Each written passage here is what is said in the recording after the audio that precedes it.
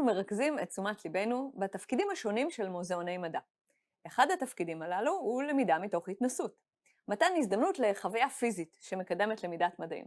למזלנו, אחת מהחוקרות המובילות בעולם בתחום הלמידה במוזיאונים נמצאת כאן בטכניון, ואני שמחה לארח את פרופסור טלי טל, דיקנית הפקולטה לחינוך למדע וטכנולוגיה.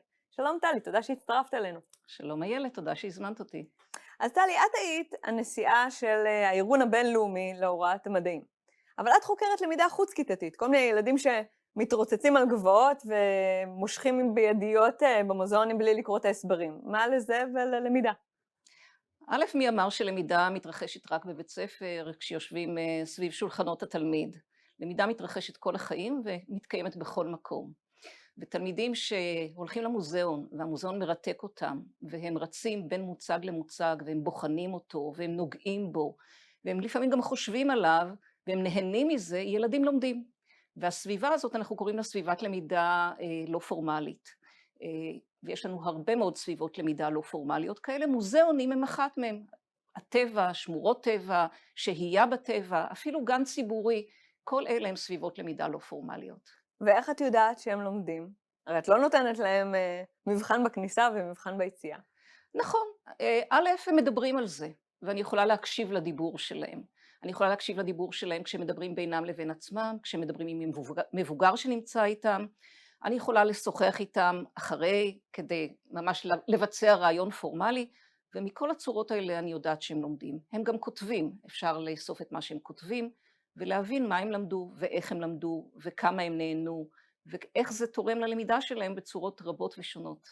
אז ממה שאת אומרת, אני מבינה שלמידה היא בעצם רצף. אז יש למידה אולי פורמלית בכיתה, ולמידה בלתי פורמלית במוזיאון או בטבע? נכון, אבל זה ממש לא דיכוטומי וזה לא כך. כי אפשר לבוא למוזיאון עם כיתה של תלמידים, להושיב אותם על כריות או על הרצפה ולתת להם הרצאה של 45 דקות, וזה ייראה גרוע יותר מאשר כל כיתת לימוד. כי זה אפילו לא נוח, אין נכון, כיסא. ואפשר בבית הספר לצאת לחצר ולשפוך מים לארגז חול ולראות איך המים מחלחלים או איך נוצר אגן ניקוז, וזה בבית ספר, והלמידה היא למידה לא פורמלית. כך שההגדרות האלה הן לפעמים חוטאות לעצם העניין. מה שאנחנו רוצים זה שתלמידים ילמדו בידיים, hands on, יחשבו על מה שהם לומדים, heads on, ושזה יגרום להם לאיזושהי התרגשות, לחוויה, לרצון ללמוד, וזה ה-hearts on, החוויה הריגושית שלהם. ברגע שזה מתקיים, ומבחינתי לא אכפת לי אם זה בחצר בית הספר, בכיתה בבית הספר או במוזיאון, מבחינתי הם לומדים בצורה הטובה ביותר. אז אם ככה, מה מיוחד בלמידה חוץ-כיתתית? מכיוון שהסביבה, כמו שאמרתי, הסביבה היא עשירה בגירויים שבית הספר לא יכול לאפשר אותם.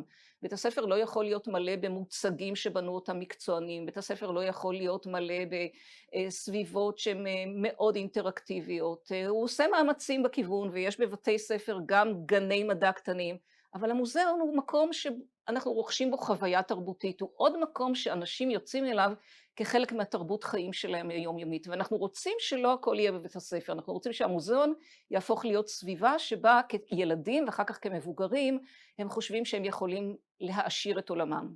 אוקיי, אז אני לא מבינה משהו. איך קרה, אם זה בעצם אתר של למידה לאורך החיים, איך קרה שמוזיאוני מדע זה המקום שהולכים אליו עם הילדים כשרוצים להרגיש הורים משקיענים, ומוזיאון אומנות זה מקום שמבוגרים הולכים אליו? קודם כל מוזיאוני מדע הם דבר צעיר יחסית. היו מוזיאוני אומנות מזה מאות רבות של שנים, מוזיאוני טבע, Natural History Museum, קיימים גם הם משהו כמו 200 שנה. מוזיאוני מדע הם חוויה חדשה יחסית.